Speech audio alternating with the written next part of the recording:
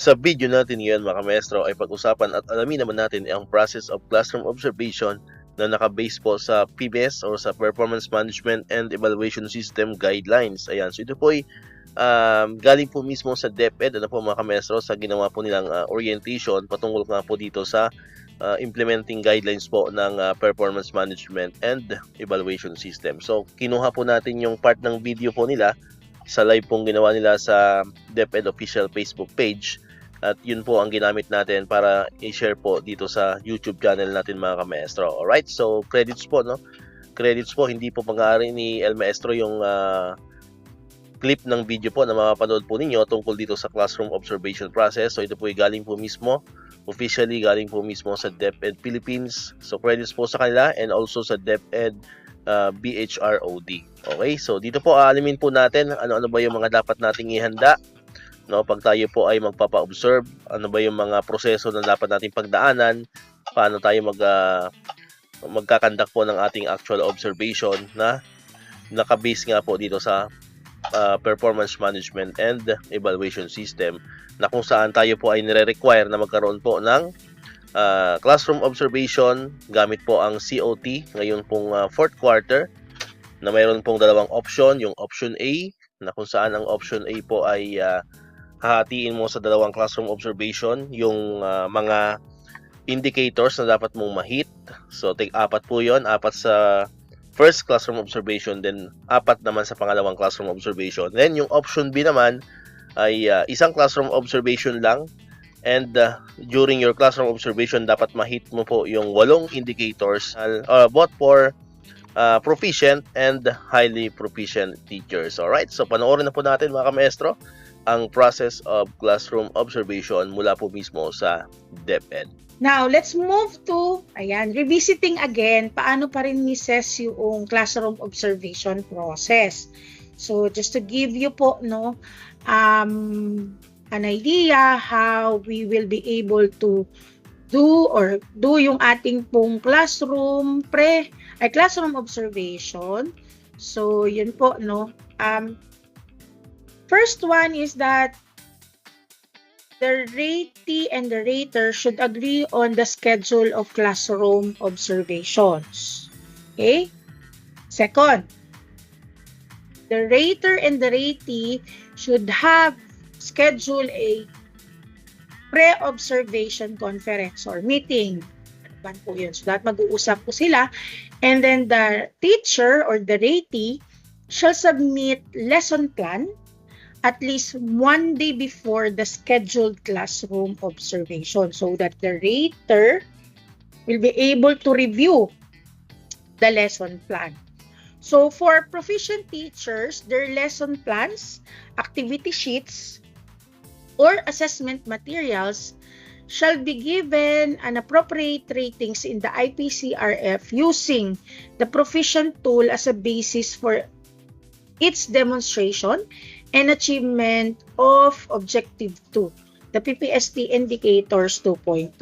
So for the performance evaluation, purposes of performance evaluation po, the master teacher should not edit the teacher lesson plan to be used in the observation during the pre-observation conference. So instead, lesson plan improvement should be addressed during mentoring or coaching session where the MT can provide technical assistance to support effective instruction. Not just only for master teacher but also head teachers who served as rater.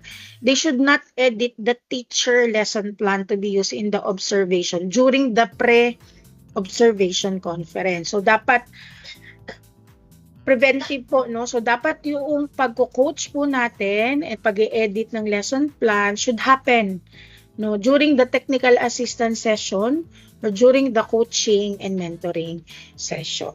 Okay? So that's the reminder lang po during the pre-observation. Now, let's move to actual observation. So, during the actual observation naman po, the ratee or the teacher shall deliver the entire lesson. Classroom observation shall be done throughout No? Full period, entire class period. Nothing more, nothing less. Okay. And then the ratee shall only use observation notes, no, during the classroom observations. Okay? And for highly proficient tool, for teachers, colleagues shall be allowed to observe as part of the mentoring and coaching activities amongst the master teachers po. So yeah, and that is in a way self-explanatory as presented in the slide. Okay. And then the next one, post-observation. Okay. During the post-observation, the raters, it is now the time that the raters rate the performance of the teacher using the classroom observable tool appropriate to the teacher's level. So, yung for teacher 1 to 3, and then for master teacher 1 to 4. In our presentation, usually it's color green and blue. No, although we are seeing context naman, once you reproduce it, it's called color black. But just to remind everyone na meron po yun na tag or title po, title header, which tool yung appropriate sa teacher na ino-observe. Okay. The second important thing po during the post-observation is what we call the inter-observant agreement exercise. So, raters or observers, kung halimbawa 2 or 3 po yung makakapag-observe for big schools, ayan po, no, they shall meet to discuss the individual ratings given. The final rating, ito po yung lagi po naming nire-remind. The final rating shall not be an average. No? Hindi, for example, yung usual po natin ginagawa, dati pa. No? So, kung 3, ako ay 4, siya ay 5, siya ay 3. So, ina-add po yun and then ina-average po. Hindi po ganun. But a final rating should be based on reasoned and consensual agreement. So, meaning, they should discuss amongst themselves ano yung teaching practice that they saw during the classroom observation, and they should agree on ano yung final rating. Okay? And the last one is what we call the post-observation conference, wherein the ratee shall conduct a post-observation meeting or conference with the ratee to discuss his or her experience and performance during the classroom observation. The idea here is that this is something, or this is not a session where to pinpoint what's wrong, or if ever we were able to identify, but we should take note that yung just to highlight areas for improvement for teachers, and then areas that he or she need to strengthen or improve as you observe yung mga rater po doon. This is not to blame or to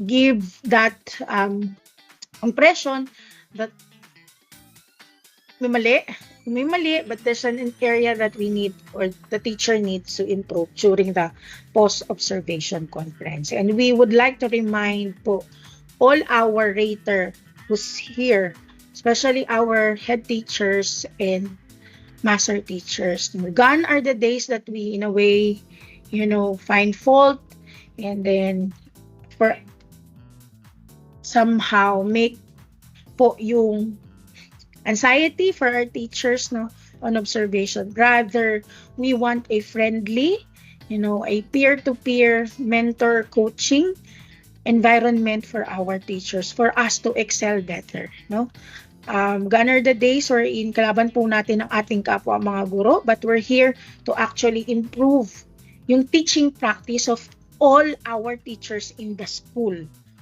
So, yan po yung environment that we want within the context of the school. Okay? Ayan, so hopefully po ay naunawaan nyo na po yung mga proseso na dapat po nating pagdaanan pag tayo po ay papa-observe especially po ngayong 4th quarter, ayan, kung saan tayo nga po ay required na magkaroon po ng 1 or 2 classroom observation. Alright, so dito ko natatapos itong ating video ngayon mga kamaestro. Kung hindi ka man nakakapag-subscribe, click mo na ang subscribe button dyan para ikaw yung unang nakapanood ng mga videos na ginagawa natin Katulad dito yung mga updates pa rin about sa DepEd, mga benefits po ng mga teachers and other government employees. And syempre, click mo na rin ang notification bell button para ma-notify ka. Always updated ka pag may mga bago tayong uploaded na videos. Sa muli, maraming salamat sa inyong panonood at pakikinig. Once again, El Maestro. See you on my next vlog. Bye-bye!